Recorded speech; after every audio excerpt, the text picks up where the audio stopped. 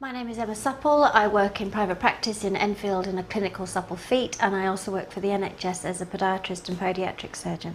I think the first thing to say about elderly feet is that sometimes it just gets harder and harder to get to your feet the more elderly you get. And we have to be mindful that people are living more on their own, especially as you get more elderly. You're more isolated sometimes. Again, you can't be dictatorial about this. So clearly, if you have someone who's elderly, can't get to your feet, then we need to bring in some extra help. So if you have someone who's elderly who needs their toenails cut, that's nothing to be frightened of. You just simply do to them what you would do to yourself. And only if the nails get thickened or involuted or ingrowing or clearly sore, then you can get a professional. More and more clinics like ourselves are doing just toenail trims because we recognise that there's a need, and charities like Age Concern are managing this social care. It's very important that when you go to your podiatrist you take a list of the medications you take, and we are very interested if you're diabetic. We need to know if you're on warfarin, we need to know what antibiotics you're taking, etc., so that we can really bring that into your care, because you'd be surprised to know that there's lots of things that manifest themselves on your feet that come about from other diseases. For instance, rheumatoid arthritis, diabetes, some of the arthritises can cause problems that we see on feet. As we get older, we do expect certain things to start happening to our feet. We know that the foot's the furthest away from your heart, and obviously your circulation has longer to get there, and the nerve pathways and things. So as we get older, we do hope and expect that you have good foot health, but we do need to be mindful that you can be a bit more vulnerable in the area. For example, chilblains.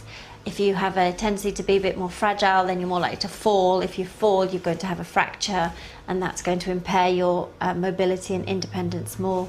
So that's where the multidisciplinary team starts to work with the district nurses, with the carers, with the doctors, with the physiotherapists and the podiatrists, all giving very important input into looking after the elderly and their feet.